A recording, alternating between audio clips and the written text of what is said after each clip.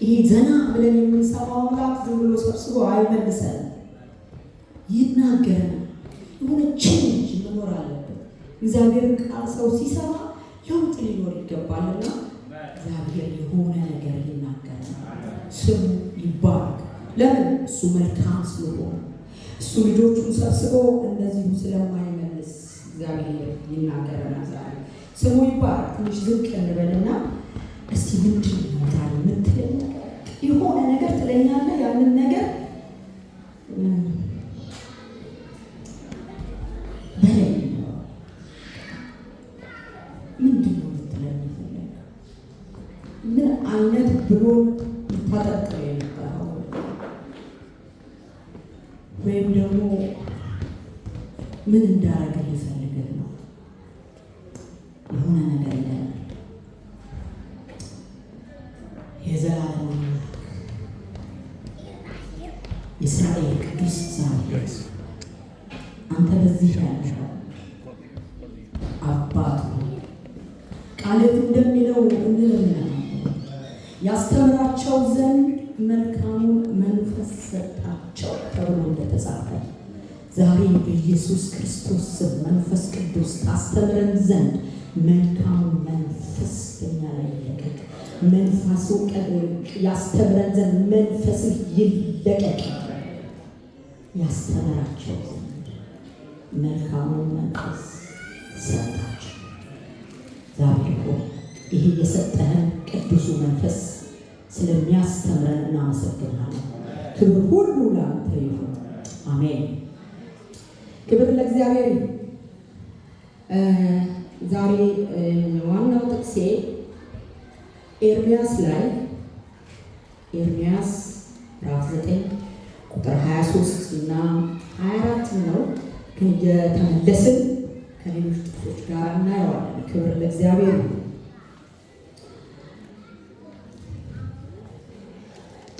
ዛሬ አርስቴ የሚለው ደስ የሚያሰኝ እነማን ናቸው?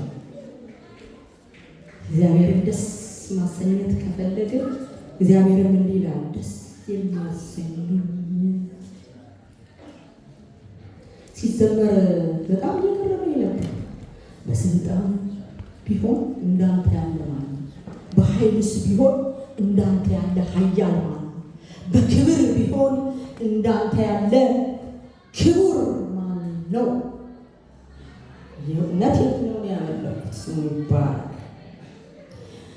23 ላይ ይላል፣ እግዚአብሔር እንዲህ ይላል፣ ጠቢብ በጥበቡ አይመካ፣ ኃያልም በኃይሉ አይመካ፣ ባለጠጋም በብልጥግናው አይመካ። ነገር ግን የሚመካ ምሕረትን፣ ፍርድን፣ ጽድቅን በማደርግ ላይ የማደርግ እኔ እግዚአብሔር መሆኔን በማወቁና በያዟት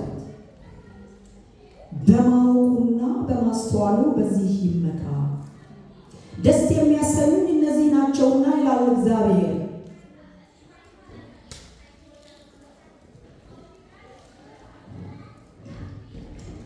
ፍርድን ጽድቅን በምድር ላይ የማደርግ እኔ እግዚአብሔር መሆኔን በማወቁና ልትመኩ ከፈለጋችሁ እግዚአብሔርን በማወቃችሁና በማስተዋላችሁ በዚህ ተመኩ ይላል።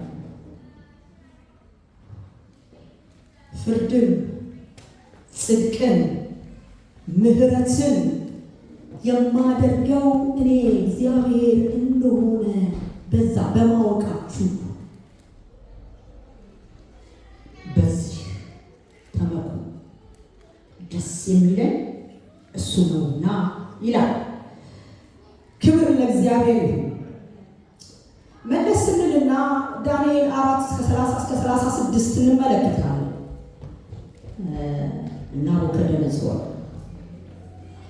ናቡከደነጾር በምዕራፍ 4:29 ላይ ምን ይላል? በሰገነቱ ላይ ይመላለስ ነበር ይላል። ናቡከደነጾር በሰገነቱ ላይ። ይሄ ሰገነት ዳዊትን ጉድ የሰራው ማለት ነው አይደል? ሰገነቱ ላይ ይመላለስ ነበረ። እየተመላለሰ እንዲህ አለ፣ ይሄ በጉልበቴ ብርታት ለግርማዬ ክብር ለመንግስቴ መቀመጫ የሰራሁት አይደለምን አለ። ቁጥሩን ያለነው ይሄዳል።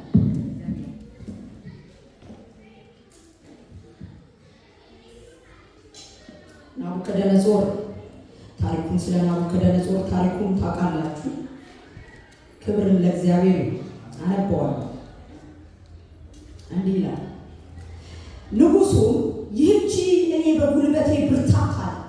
እስካሁን እኛ በኃይልስ ቢሆን ማን ነው ብለናል፣ በስልጣን ቢሆን ማን ነው፣ በክብር ቢሆን ማን ብለናል። እንዳለው መኖር አለብን። ምን አለ ንጉሡ? ይህቺ እኔ በጉልበቴ ብርታት ለግርማዬ ክብር የመንግስቴ መኖሪያ እንድትሆን የሰራኋት ታላቂቷ ባቢሎን አይደለችምን ብሎ ተናገረ። ቃሉንም ገና በንጉሡ አፍ ሳለ ድምፅ ከሰማይ ወደቀና ንጉሥ ናቡከደነጾር ሆይ መንግስት ካንተ ዘንድ አለፈች ተብሎ ለአንተ ተነግሮሃል። ገና ሳይጨርስ በጉልበቴ ብርታት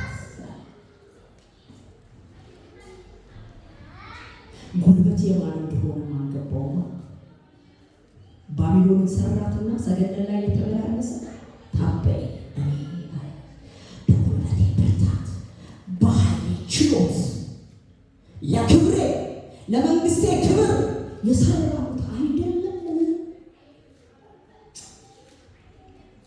ገና ካፉ ሳይጨርስ ንጉሡ ናቡከደነጾር የብዙ አገሮችን ገዢ ንጉሥ መንግስታት ንጉሥ ከንግስናው ከላይ አነሳና እግዚአብሔር የውርደትን ጥግ አወረደና ቁጭ አለ።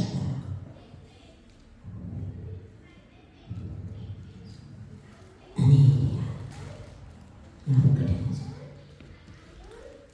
ይህቺ በጉልበቴ ብርታት ቤትኛው ጉልበታችን ነው ብንሰራ ብንወጣ ብናተርፍ በማን ነው? ጌታ በሰጠን ጊዜ በሰጠን ጉልበት በሰጠን ጤና በሰጠን ጸጋ እንዴት እንታበያለን? ታበያለን። ማን? ናቡከደነጾር ይቺ በጉልበቴ ያለ ጉልበት የማን እንደሆነ ሊያሳየው ፈለገ እግዚአብሔር። ይቺ በጉልበት ያለና ለግርማዬ ክብር የሚሰጥ ማን ነው ወገኖች? የሚያከብር ማን ነው? እንኳን በሕዝብ ፊት በሚስት ፊት የሚያከብር ጌታ፣ በልጆች ፊት የሚያከብር፣ በጠላቶች ፊት የሚያከብር ጌታ አይደለም? በዚህ ሁሉ ሕዝብ ፊት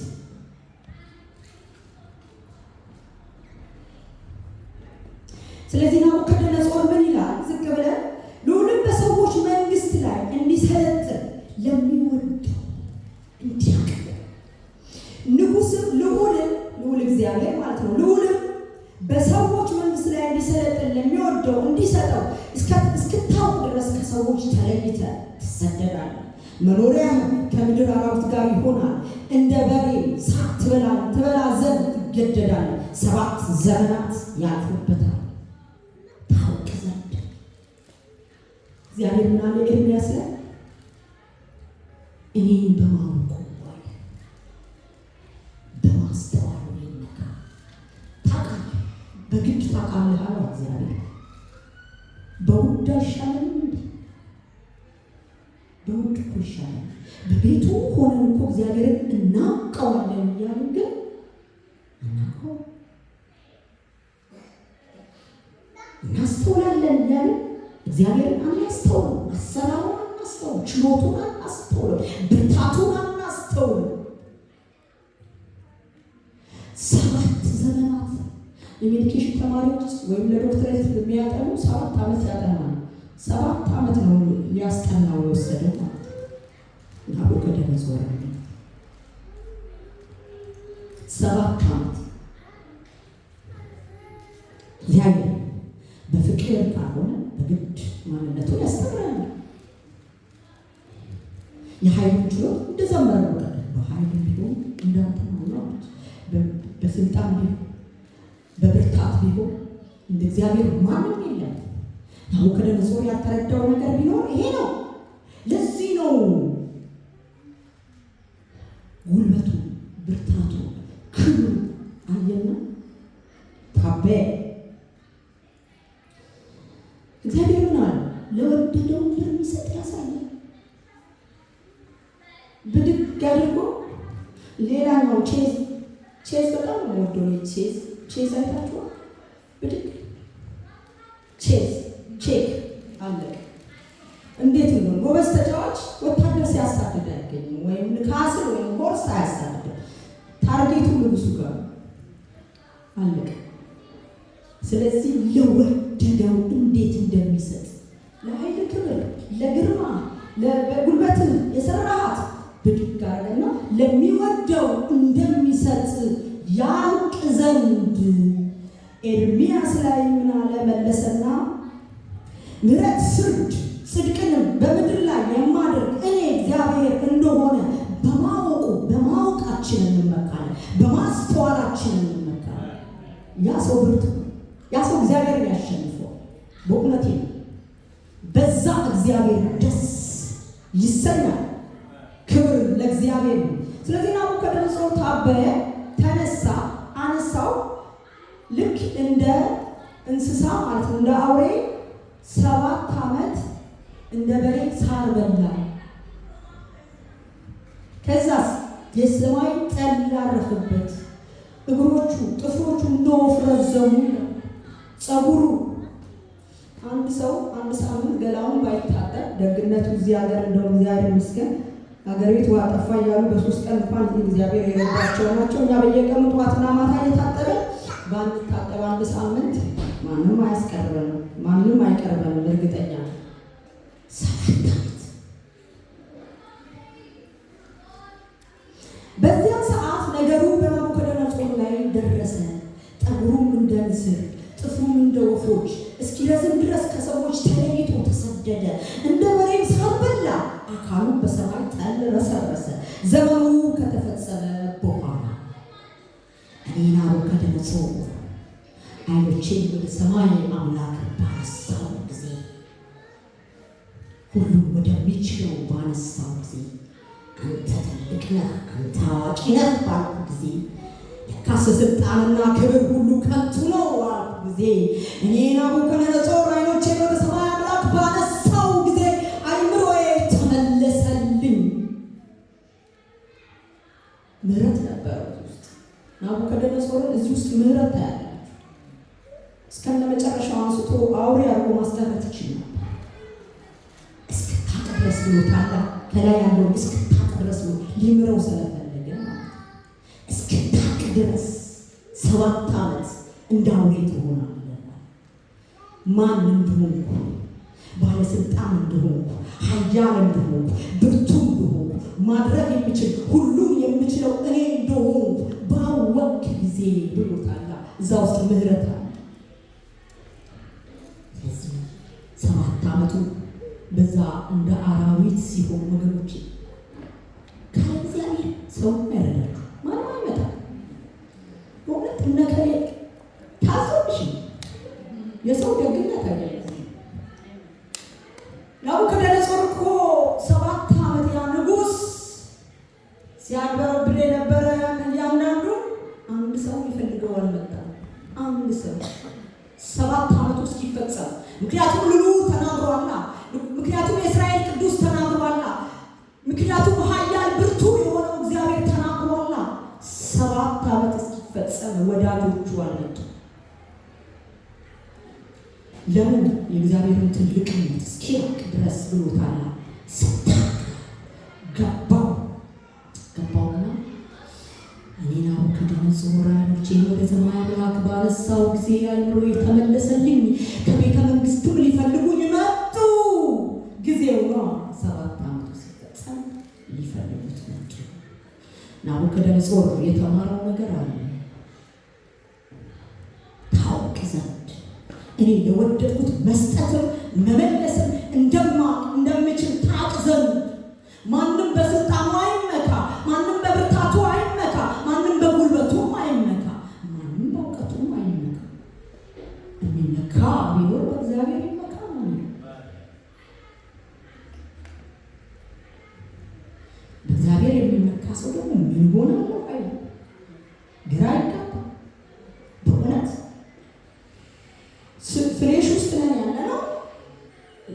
ልናዝን፣ ልንደነግጥ፣ ልንፈራ እንችላለን። ግን መመኪያችን እግዚአብሔር እስከሆነ ድረስ ግራ ገባኝ ጌታ ሆይ አንተ መልካም ነህ።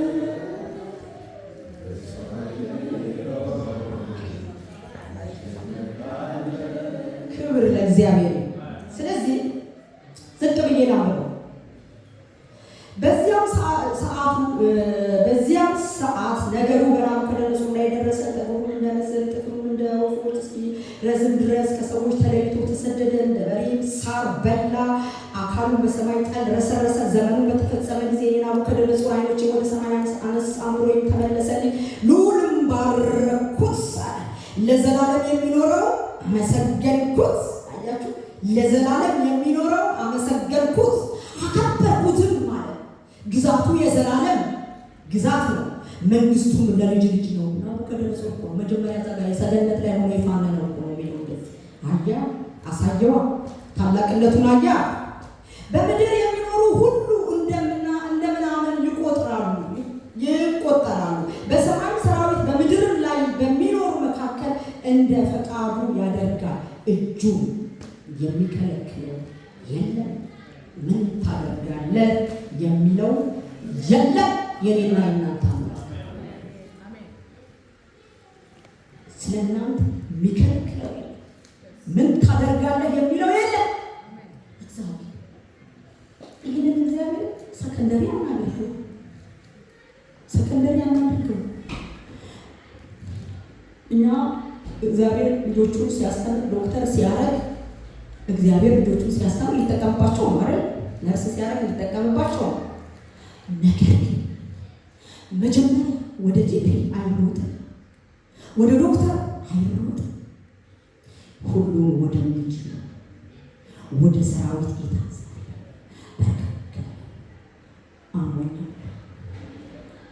ጌታ ሆይ እንዴት ነው? አንተ እኮ ትልቅ ነው። ኢቭን ሲልካችሁ ስትሄዱ፣ ቀጥሎ ስትሄዱ ሕክምና ቦታ ላይ ጠማማውን ዶክተር ነው ምልክ የሚያደርገው። የሚመቻችሁ ነው።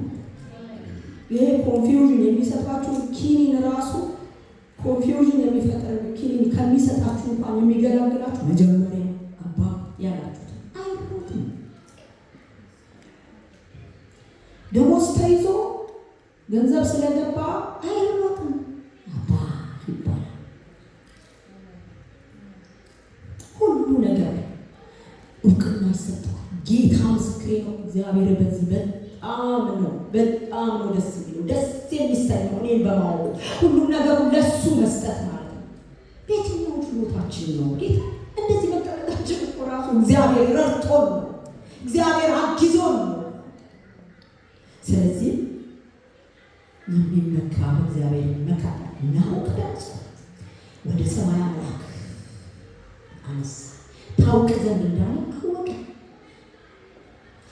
እንመልከት የእግዚአብሔርን ትልቅነት። በእውነት መዝሙሩ ተጀምሮ ሲጨምር ውስጥ የእግዚአብሔርን ትልቅነት፣ እግዚአብሔርን ኃያልነት፣ እግዚአብሔርን ብርቱነት ነበር ሲዘመር የነበረው። ስለ አሦርና ሕዝቅያስ እንመልከት። አሦርና ሕዝቅያስ መቼም ሕዝቅያስን ታውቁታላችሁ። ቁጥሩ ልንገራችሁ አይደል? ሁለተኛ ነገሥት 18 ከ1-8 እያሉ አለፍ እያልኩ ነግራችኋለሁ። ሕዝቅያስ ማለት መጽሐፍ ቅዱስ ላይ ብላችሁ ስሙ። ሕዝቅያስ እየተናገረ ነው አጌታ። ሕዝቅያስ ምን አይነት ሰው ነው? በ25 ዓመቱ ነው የነገሰ። ለ29 ዓመት ነግሷል፣ ወጣትነቱ ማለት ነው። ሕዝቅያስ በጣም የሚገርማችሁ ነገር ልክ እግዚአብሔር ስለሚያውቀው ስላስተዋለ፣ ይህ የሚያውቀውን እግዚአብሔር ስለሚያውቅ ምን አደረገ? የእግዚአብሔር ደስ የሚለኝ አላ ኤርምያስ ላይ እኔ ደስ የሚለኝ እኔን በማወቁና በማስተዋሉ ነው አለ። ኤርምያስ ጋር ነው የወሰድኳችሁ ፖይንት ማረጋችሁ። እኔን በማወቁና በማስተዋሉ ነው። ሕዝቅያስ ደግሞ እግዚአብሔርን ያውቅ ያስተውል ነበር። ስለዚህ በኮረብታ ላይ ያሉትን መስገጃዎች እናደረገ ይላል። የቆረጠ እሱ ነው። ሐውልቶቹን ቀለጣጠለ፣ እሱ ንግስና ሲኖረው ማለት ነው። የማምለኪያ አጸዶችን ቆረጠ። ልብ በሉ፣ የእግዚአብሔር የልብ ትርታ ነው። የማምለኪያ አጸዶችን ምን አደረገ? ቆረጠ። እዛ ላይ ታያችኋል አይደል? ክብር ለእግዚአብሔር።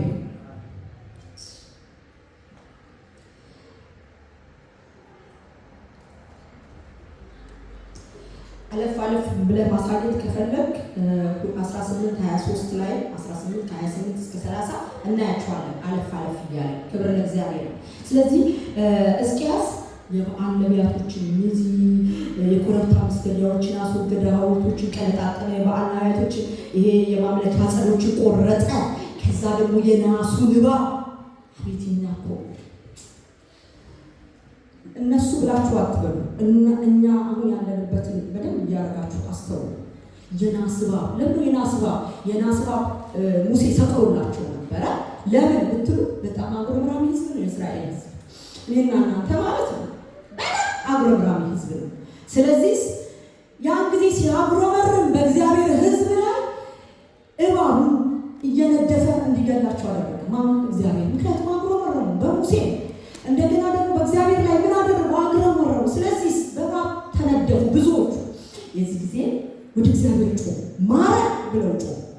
ሲጮሁ የነሐስ እባብ ስራና ስቀልላቸው እሱም ባሉ ጊዜ ይፈወሳል የተነደፉት ብሎ አላቸው።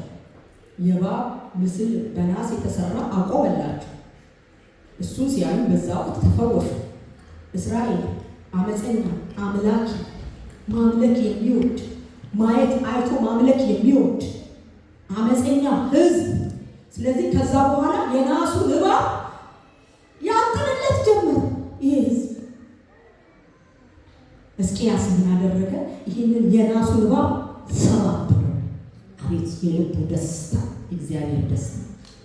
እግዚአብሔር እያለ ትልቁ አምላክ እያለ ያንን የእባብ ምስል ያመልካል። በቃ ለአንድ ጊዜ እግዚአብሔር የተጠቀመበትን አምልኮ የሚወድ ሕዝብ ነው። ኧረ ቢመለክ እግዚአብሔር። ስለዚህ ሕዝቅያስ ምን አደረገ? ይህንን የእባብ በናስ የተሰራ እባብ ምን አደረገ? ሰባበረ። ለምን? ኤርምያስ ላይ ተመልከቱ።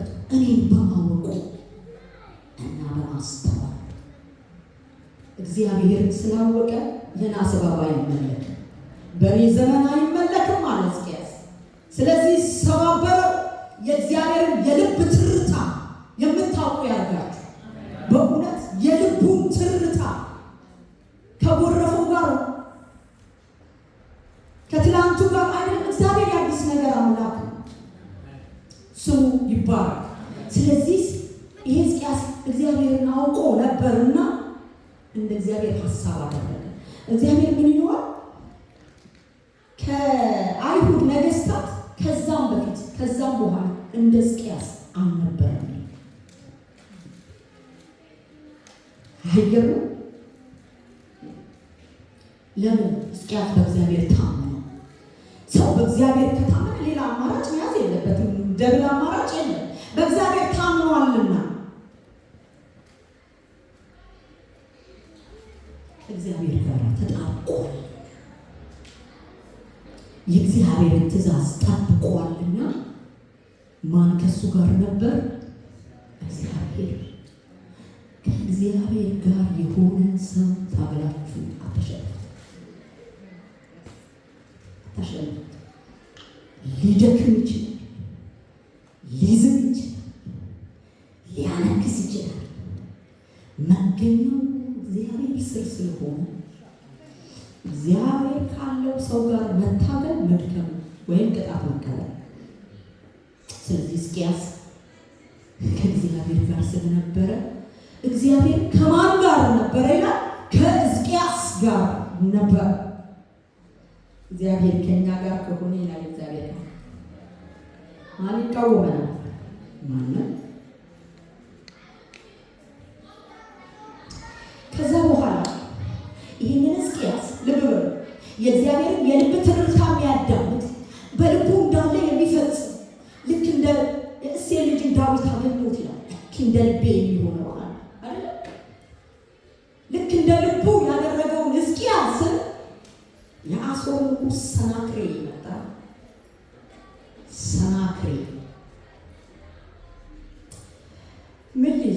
ሕዝቅያስን ሊያስፈራራ አምላኩ ከእሱ ጋር የሆነውን ሰው ሊያስደነግጥ ሊገፋ ሊጥል ባሪያ ሊያደርገው አልቻለም። እግዚአብሔር ከእኛ ጋር ከሆነ ማን ይቃወም? ስሙ ይባረክ። እንዲህ ነው 18:23 ላይ አሁንም እንግዲህ ከጌታዬ ከአሦር ንጉሥ ጋር ተወራረድ፣ የሚቀመጡባቸውን ሰዎች ማግኘት ቢቻል እኔ 2000 ፈረሶችን እሰጥሃለሁ። 18:20 ላይ ነገሥት ማን? ራፋስቂ ነው የሚለው። ራፋስቂ ማለት የሰው ስም አይደለም፣ የማዕረግ ስም ነው።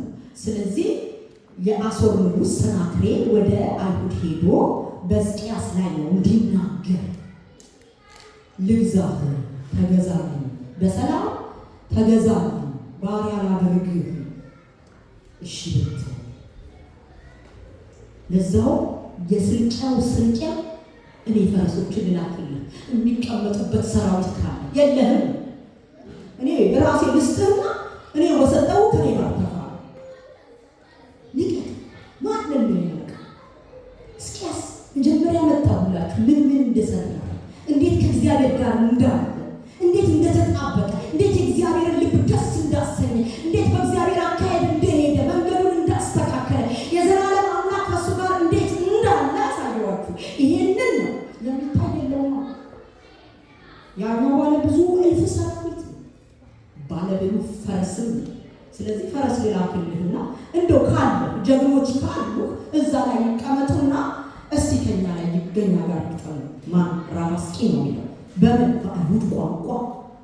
ካህናቱ እባክህ በአይሁድ ቋንቋ አትናገር። ለምን? ሰው ጦር ከፈታው ይልቅ ይላሉ እናቶቻችን ወሬ የፈታው ይበልጣል ይላል። ስለዚህ በአይሁድ ቋንቋ አትናገር፣ በሶሪያ ቋንቋ ተናገር። ምክንያቱም ሰው ሰምቶ እንኳን ልቡ እንዳይረድ።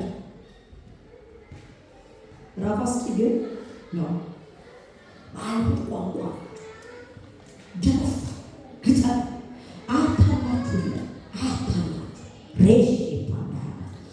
ክብር ለእግዚአብሔር። እስቲ ና እያየነው ክፍሉን ብንሄድ በጣም አሪፍ ነው።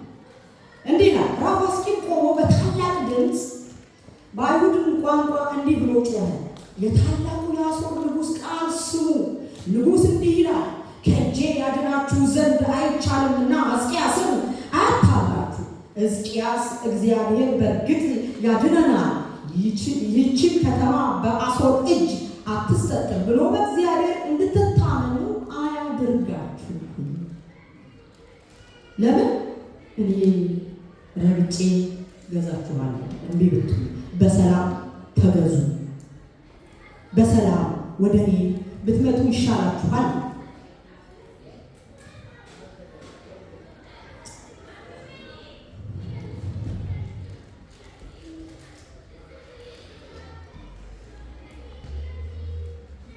ሕዝቅያስ አያታለ ሕዝቅያስ ሁለተኛ ነገሥት 19:1 ላይ እንዲህ ይላል፣ ንጉሡ ሕዝቅያስ ይህቺ በሰማይ ንጉሡ ሕዝቅያስ ይህን በሰማ ጊዜ ልብሱን ቀደደ፣ እንደ ሰው ቀደደ፣ ማቅም ለበሰ፣ ወደ እግዚአብሔር ቤት ገባ። ሕዝቅያስ ወደ ሰራዊቱ አልወጣም። ሰብሰብ ብሎ ያለውን ሰራዊት፣ ያለውን የፈረስ፣ ያለውን የጦር ጀነራሎች ሰብሰብ አድርጉልኝ አላለ። ልብሱን ቀደደና ወደ እግዚአብሔር ቤት ገባ። ምን አባ ኃይሉ እግዚአብሔር ነው። ያሉትን እስቲ የጦር ምናምኖቹ ሰራዊቱን ቁጠርልኝ አለ። እሱ የተመካው በእግዚአብሔር ነው። እሱ የሚመካው እግዚአብሔር ነው። በጌታ ናችሁ በህይወታችሁ በጣም ለማይመር ነገር ቦታ ይህቺ ቀላል ናት። ያደርጋታል አንተ እንድታረጋት እንድትችል ያደረገ እግዚአብሔር ይችላል። ሁሉ ነገር አሁንስ እንዴት ደስ ይለዋል። እኔን በማወቅ ሰው ያወቀው ይችን የሚለው እግዚአብሔርን ያወቀ ሰው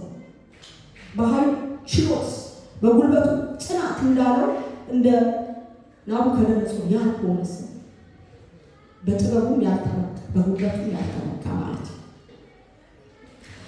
ስለዚህ ሕዝቅኤልና ደግሞ የእግዚአብሔር ቃል እንዲህ ይላል 14 ላይ ሕዝቅያስም ደብዳቤ ከመልእክተኞች እጅ ተቀብሎ እንደገና መልእክተኛ መጣለት። ከመልእክተኞቹ ተቀብሎ አነበበው። ሕዝቅያስም ወደ እግዚአብሔር ቤት ወጥቶ በእግዚአብሔር ፊት ዘረጋ። ደብዳቤ ይዞ አማካሪ ጋር አልወጣም። ይዞ ይጠቅመኛል፣ ይረባኛል፣ ይረዳኛል፣ ያስጥለኛል የሚል ጋር ደብዳቤውን ወሰደና በእግዚአብሔር ቤት ፊት ዘረጋ። ልክ እንደ እንግሊዝ የድሮ በመርከብ ላይ ሲዋጉ እንትን ይዘረጋሉ፣ ማፕ ይዘረጋሉ። በዚህ ይመጣ፣ በዚህ ይመጣ፣ በዚህ ማፕ ይዘረጋሉ። እኛ በዚህ ልናልፍ ይላል። ያስደግሙ ያንን ሰናክሬም የደነፋበትን ሌተር በእግዚአብሔር ፊት ዘረጋ።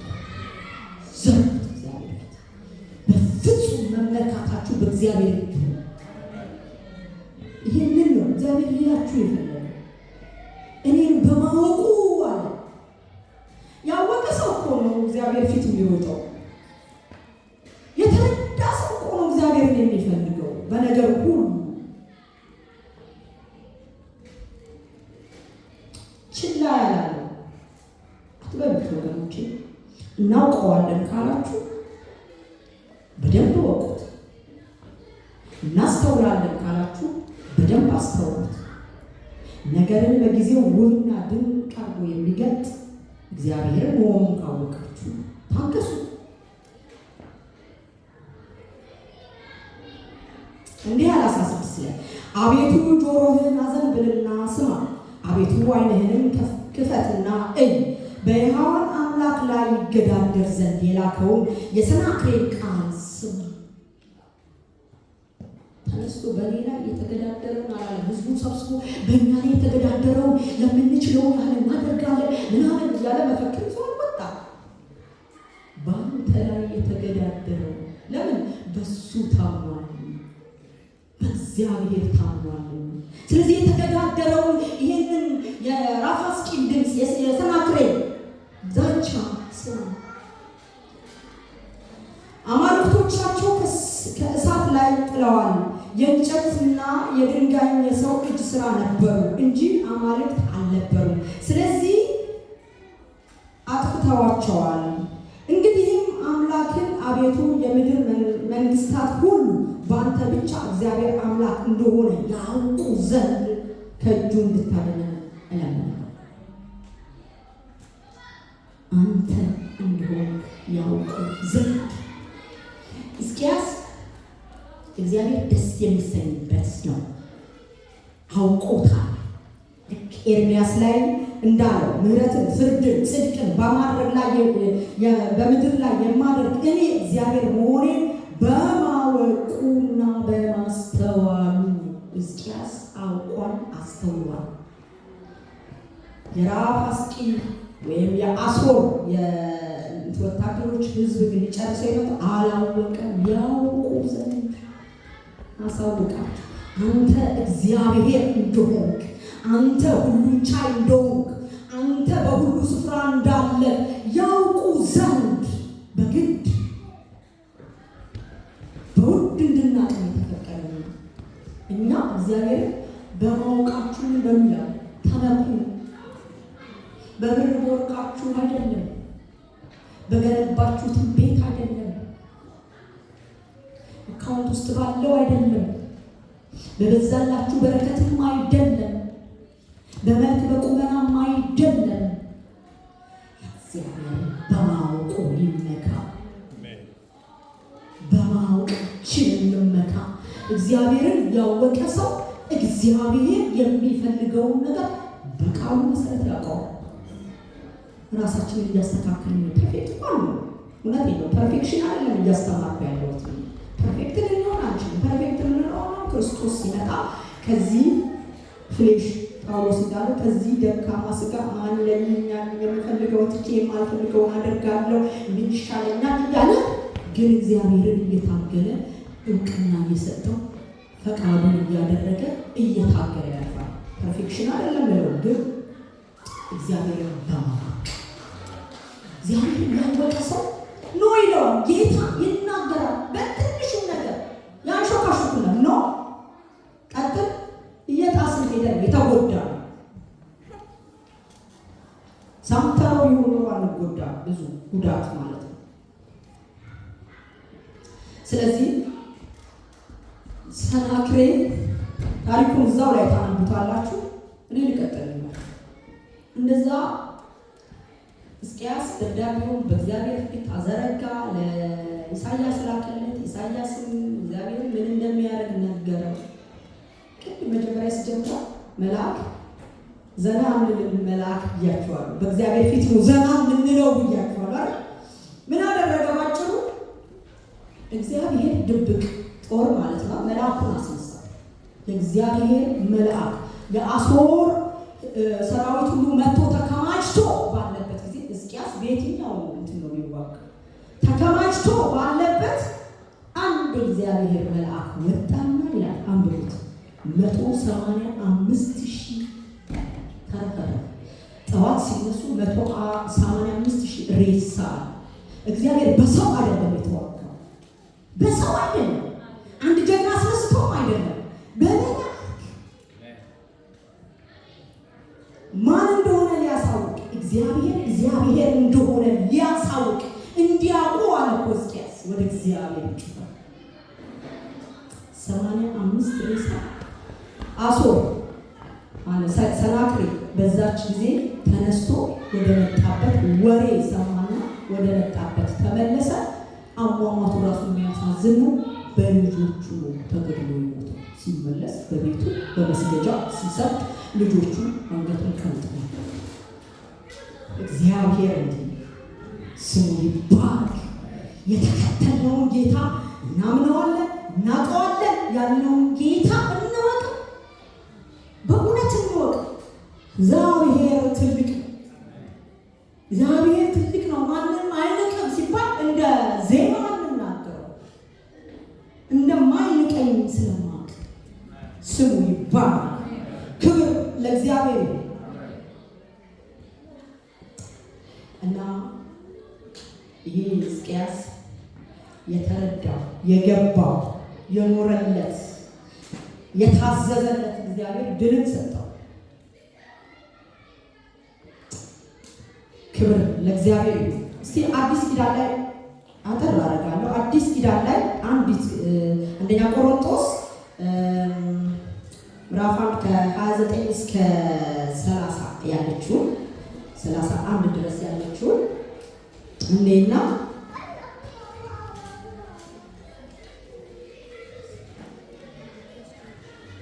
ከዛ በፊት ዛሬ እንጽፍላችሁ እኮ ፊልጵስዩስ 3 ከ5 እስከ 6 ያለው የሚመለከት እቺ በጣም ግድ የላችሁ እግዚአብሔር ምን እያላችሁ እንደሆነ በቃ ጭምቅ እያላችሁ በኔ ታውቁ። እነዛ ኃያላን ነገስታቱ ተመክተው እንደዚህ ሆኑ። ተመኩ፣ ጣሉ፣ መመኪያችሁን ጣሉ እያለ ፊልጵስዩስ 3 ከ5 እስከ 6 ጳውሎስ ምን አለ? እዛ ጋር የተስተካከለው እዛ ጋር ታገኙታላችሁ። ማንም የሚመካበት ቢኖር እኔ ከምመካበት የበለጠ ነገር የለውም። በስምንተኛው ቀን የተገረዝኩ ከእስራኤል ትውልድ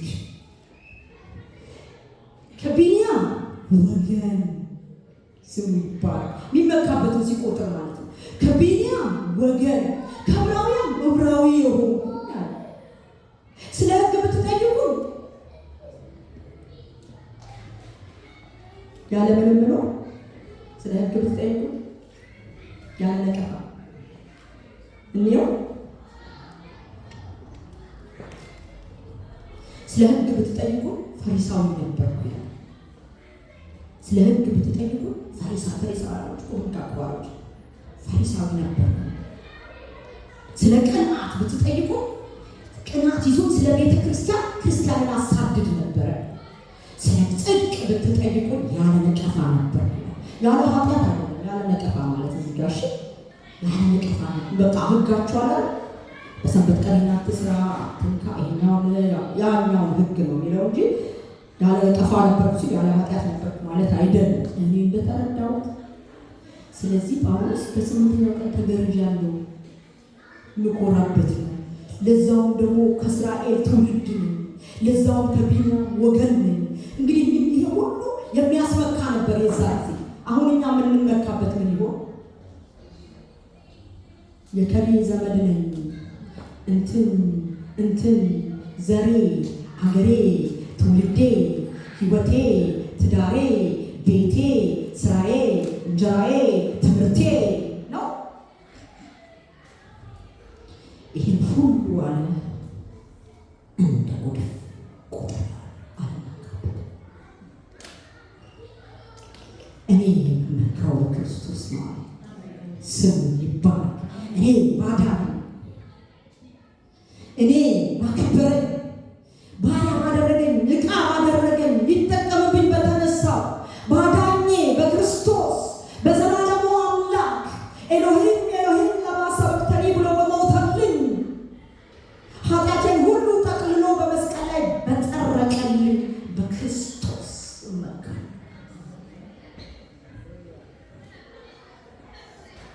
ምን መመኪያችሁን አራፋችሁ ጌታ ምስክሬ። ይሄ የምትሉት አይናችሁ ላይ ያለ ነገር አራፋችሁ እሱ ነው። አንዳንድ ጊዜ አንዳንድ ነገራችንን ይዞ የበለጠ እንዳንባረክ የሚያደርገን ነገር ቢኖር እቺ አንዳንድ ምሰሶ የሆነች አይናችን ላይ እሷ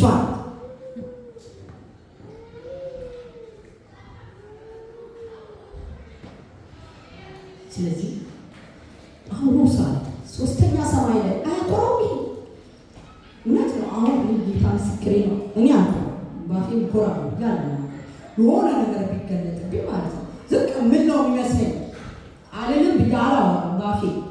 ጌታ ምስክሬ ነው። የሆነ የከበረ ነገር ድንቅ ነገር በእኔ ቢሰራ ማለት ነው የሰራው ጌታ እንጂ የሚከብረው እኔ አይደለም። ስሙ ይባል። ይሄንን ማለት ይሄንን ማወቅ ማለት ነው። የሆነ ነገር በህይወታችሁ አንድ ነገር ሲሆን ማለት ታላቅ ነገር ሲሆን ማለት የከበረ ነገር ሲሆን ማለት ምንድን ነው? እንደውም እኮ መቀበር ነው ያለው፣ መፍራት ነው። ይዛዝ እንደውም ክብር ሲመጣ ብርታት ሲመጣ የሆነ ድል ሲመጣ የሆነ ከፍታ ሲመጣ የሆነ ነገር ሲመጣ ያን ጊዜ መሸወት ነው፣ ያን ጊዜ መፍራት ነው። እንዳልታበይ ድህነት አያሳብም። ጌታ ምስክሬ ነው። ማጣት አያሳብም። ማጣት በስመ አብ ከእግዚአብሔር ጋር ያጣብቃል። እንደዚያስ እሱ ንጉሥ ሆኖ ተጣበቀ እና አንጣበቅ። በጣም መጥፎ ነው። መከናወን ሲከናወንልን ሲሳካልን ሲሆንልን እንደ ስጋው ይህን ታውቃላችሁ። እኔ የተለማመድኩት የሆነ በቃ እግዚአብሔር የሆነ የከበረ ነገር ድንቅ ነገር ምናምን ፍሩ ማለት ያለ ግን እግዚአብሔር ወይ አባሉ አንተ ከሆነ በፍጹም ስብር ነው የሚባለው። ማጣትማ ያጣብቃል፣ አለማግኘት ያጣብቃል፣ ችግር ያጣብቃል። እኔ ወረቀት የሌላችሁ ሰዎች ምስክሮች ናቸው። ጌታ ምስክሬ ነው። ያመነ ያላመነ ይጣበቃል ከእግዚአብሔር ጋር። መርከብ ላይ በረሃ ላይ ምናምን ላይ ያለ ሰው ብትጠይቁት እንደ እግዚአብሔር ያለ ማንም የለም። አትታበዩ፣ በኩራት አትናገሩ፣ እግዚአብሔር አዋቂ ነው ያለ የሚናገረው ያሰው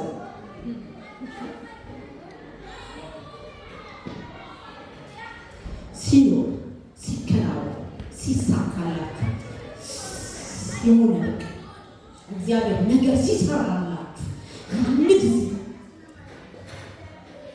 እግዚአብሔርን ፈለኩት፣ እሱም ሳሙን እግዚአብሔር ሆይ አመሰግንሃለሁ። አንዳንድ በወለደች ጊዜ አፌን በሳት ሞላው፣ ምላሴን በረፍት አለች። ከፍ ብላ አትታበዩ አለች። በኩራትም አትናገሩ፣ እግዚአብሔር ምንድን ነው አለች። አዋቂ ነው፣ አዋቂ ነው። ፍናና ፋና አባት ነበር። አትታበዩ። እግዚአብሔር እንዴት ነው የምትመኩበት? እግዚአብሔርን ትመኩበት አላችሁ። የምትመኩበት ስታውቁት ነው። ታውቁታላችሁ። እግዚአብሔርን ማውቀው እግዚአብሔርን ካወቃችሁት እንደ ሕዝቅያስ ነው ትዘረጉለታላችሁ። ይሄ ነው አባት ትሉታላችሁ ወይስ ሰገነት ላይ ቆማችሁ ይሄ በጉልበቴ ጽናት በኃይሌ ችሎት የሰራሁት ትላላችሁ፣ ለክብሬ ትላላችሁ ወይስ ፈረስ ትልካላችሁ? እና መሟገት የፈረስ ልክ የለሃለሁ እንደው ከናካቴ ፈረስ ከሌለ ትሉታላችሁ። እንዲህ ነው የምትሉት። ወደ ራሳችሁ ምንዝሩ ትመኩበታላችሁ። እኔ አንድ ነገር ልንገራችሁ፣ ሰው በእግዚአብሔር ከተመካ አይፈራም። ለምን? የእግዚአብሔር ቃል ምን ይላል? ስለ ነገ ክፋቱ ይበቃዋልና ስለ ነገ አትጨነቁ አለ እግዚአብሔር። እግዚአብሔርን ያወቀ ሰው እግዚአብሔር እንዲህ ብሎኛል ይላል። በቃ ስለዚህ አይጨነቅም። አታፍሪምና አትፍሪ፣ አትዋረጂምና አትደንግጪ ያለ እግዚአብሔር ቃል። ይህንን እግዚአብሔርን የሚያውቅ ሰው ይህንን ይቀበላል፣ ያምነዋል፣ ያስተውላል፣ ይጠቀምበታል። እኔ ሰው እግዚአብሔርን አውቀዋለሁ ካል አይፈራም እያልኩ አይደለም። በዛ ውስጥ አያዝንም። ለቅሶ የለም አለ የእግዚአብሔር ሰዎች ያለቀሱበት። ጳውሎስ ይላል በውሃ ፍርሃት ይላል፣ በሰዎች ድብደባ ፍርሃት ይላል፣ ኢቭን በቤት ውስጥ ባሉ በወንድሞች ፍርሃት ይላል፣ በረሃብ ይላል፣ በብዙ አለፍን ይላል፣ ነፍሳችን ተቆረጠች ብለን እስክንል ድረስ ይላል፣ መሞታችን ነው ብለን ደምድመን ነበረ ይላል። በዛ ውስጥ ግን እሱ ነበር አጽናኝ። ምግብ ብሉ ተው፣ እግዚአብሔር አንዳችንን ሳንጎዳ እናታለን ተመክቶበት እሱ ነው። በቃ እሱ ብቻ ስለነበር መርከብ ውስጥ እሱ ነው ያበላቸው ምግብ። እንዲህ ይሆናል። አባታችሁን ታውቃላችሁ? የእንጀራ አባት ነው ወይስ ሪል አባታችሁ ነው?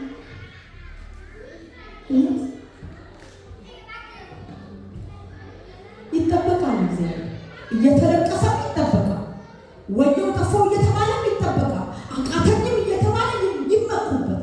አልቻልኩም የነገር ከሌላ ሊቆረጥ አልቻለም እየተባለ እግዚአብሔር ላይ ይመኩበታል። አንተ ነህ ከዚህ ምታነሳለኝ እየተባለ ማለት አንተ ነህ የምትቆርጠኝ፣ አቅም የለኝም እየተባለ ይጠበቃል፣ ይመኩበታል።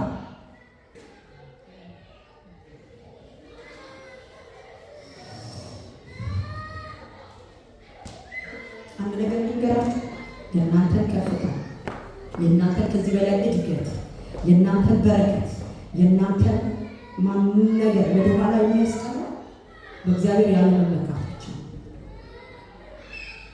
እግዚአብሔርን ከተመካንበት የማይሆን ነገር የለም። አንደኛ ቆሮንቶስ ይላል የመጨረሻው አንደኛ ቆሮንቶስ 29-31 እንዲህ ይላል፣ ሥጋ የለበሰ ሁሉ በእግዚአብሔር ፊት እንዳይመካ። እኔ ተናጋሪ ነው፣ ጎበዝ ተናጋሪ ነው እንዳትመካ። ማስተርሴን ዲግሪን ዶክትሬቴን ሰርቻለሁ።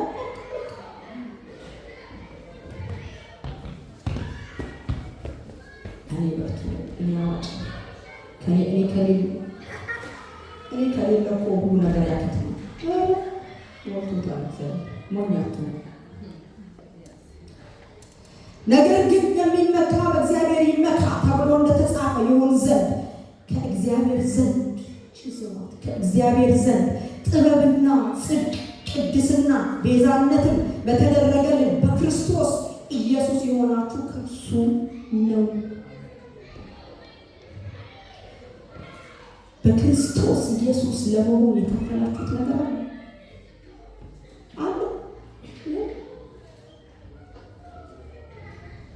አንኮንዲሽናል ላቭ ነው የሰጠን።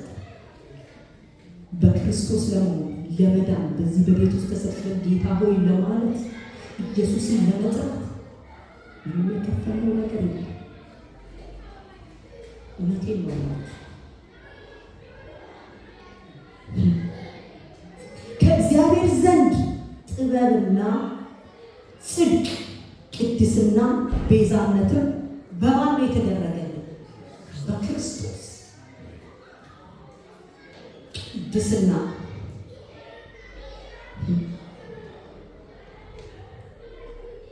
ጥበባችን ማን ነው? ከሰው የበለጥንበት ጥበብ ማን ነው? ክርስቶስ ጥበባችን። ጽድቃችን ማን ነው? ክርስቶስ። ቅድስናችን ማን ነው? ክርስቶስ። በሱ በተደረገልን ልንሆን የቻልነው ራሱ ነው።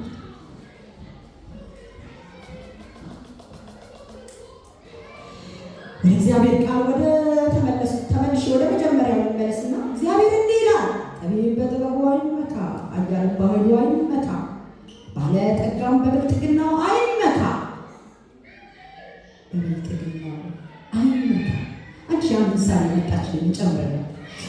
አንድ ሰውዬ ታውቃላችሁ፣ መጽሐፍ ቅዱስ ላይ በጣም እርሻው ጎተራ 1 2 3 ጎተራ ጨመረ፣ ተረፈው፣ ምርቱ በዛ። የባረከውን እንኳን አላወቀም። እግዚአብሔር የባረከንን ካለማወቅ ያድነን። በእውነት የባረከንን ሰው ያደረገንን የማረንን የራራልንን በሕይወት እንድንኖር ያደረገንን አገልጋይ እንድንሆን ያደረገንን አባ አባ ብለን የምንጠራበትን የልጅነት መንፈስ የሰጠንን እሱን እናመስግን፣ እሱን እናክብር። ጎተራዬ ማሆንና ሌላ አዲስ ጎተራ ስራ ነፍሴ ወይ ጭገር በቃ ተኝተሽ ምን ከዚህ በኋላ ምን ያስፈልግሻል? እግዚአብሔር ቃል ሲናገር በእግዚአብሔር አባት ሆይ ታንኪ ይኸው ምርቱ ምን ላድርግ? ላካፍል፣ እንድሰጥልህ ትፈልጋለህ? ላካፍል፣ ባርከው። ይህን እኮ የሰጠኸኝ አንተ ነህ። እንደ እስኪያስ ቢዘረጋለት ምን አለ? ጎተራውን በእግዚአብሔር ምን አለ ቢዘረጋለት? ምን አለ ገንዘባችሁን በእግዚአብሔር ብትዘረጉለት? ምን አለ ጤናችሁ? ምን አለ ልጆቻችሁ? ምን አለ ሕይወታችሁ? ምን አለ ኑሯችሁ? ምን አለ ትዳራችሁን በእግዚአብሔር ፊት ብትዘረጉለት?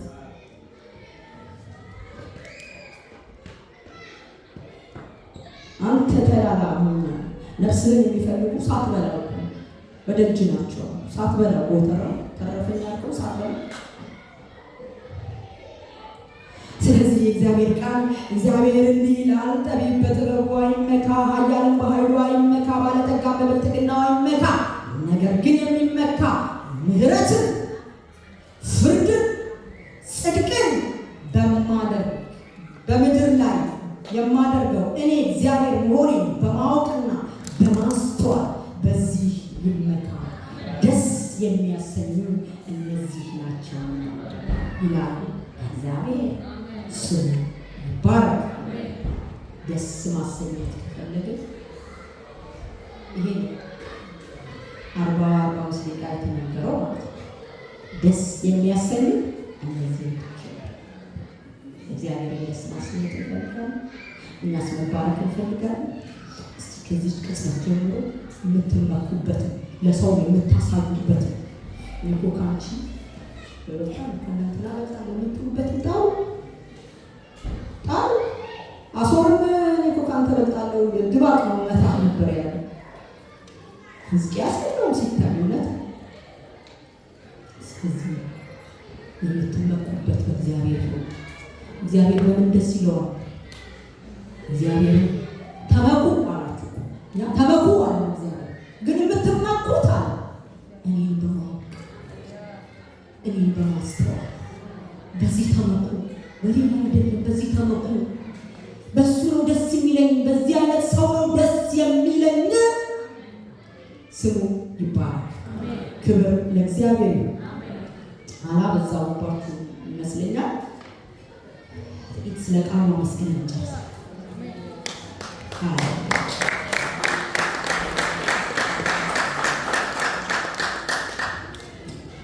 እኔ እንደው በዚህ ዘመን ደስ ይለኛል። የምታውቁት ከሆነ አሁን ድምፅ ላይ ታውቃላችሁ፣ ፖዝ እንዳላረጋችሁ ሁሉ ሰምቼ